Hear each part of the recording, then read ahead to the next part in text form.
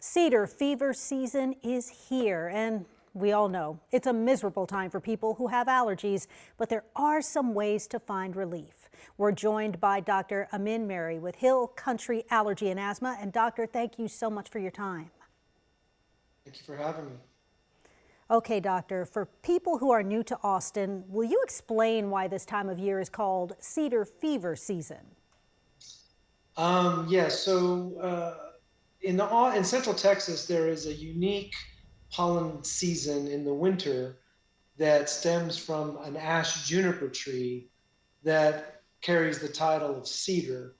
And so it pollinates in the winter. We're one of only two places in the world that has a winter pollen as robust as this, us in Japan. There's another type of cedar tree. And so what happens in the winter is that it actually pollinates. It likes the colder climate here in Central Texas. I had no idea. Well, some people don't develop cedar allergies until years after they move here. So why is that?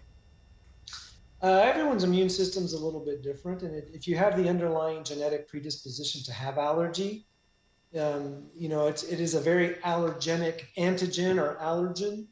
And so ultimately, depending on your exposure, your overall health, you can develop a sensitivity in 1, 2, 5, 10 years. Everybody's a little bit different. Okay, so it's also the time of year when we get to play that very fun guessing game, flu or allergies, and we even get to throw COVID into the mix this time around. So how can you tell the difference? The distinction is typically made on timing and concomitant symptoms. So for example, if you have the flu or COVID, let's say, generally that's associated with a fever above 100.4. Cedar fever, while you can have a low-grade fever, as let's say in the high 90s, it doesn't typically elevate beyond what we call a normal fever, which is 101 or something of that nature.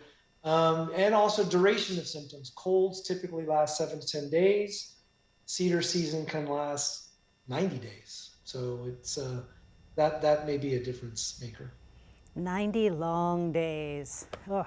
All right, doctor, what are the ways people can treat their cedar allergies at home? I know we all have our trusty tissues with us this time around. And when should they actually go see a doctor? Generally, people try over-the-counter remedies first, and those may have a modest success rate. Your antihistamines, your nasal steroids are typically available over the counter, sometimes decongestants. Oftentimes these medicines become less effective over time, or people start to have adverse side effects. So for example, pseudoephedrine can get them a rapid heart rate or keeping up at night. And so at that point, these infections or these allergies can lead to an infection. And so you can have a subsequent infection if your mucus starts to turn color. Some people have difficulty breathing, and that's usually when they come and see us. When the over-the-counter remedies aren't sufficient, and 2, if they start to have a progression of symptoms that lead to difficulty breathing, shortness of breath, things of that nature. All right, Dr. Mary with Hill Country Allergy and Asthma, thank you so much for being with us. We really appreciate it and all of the great information. Thank you very much for having me.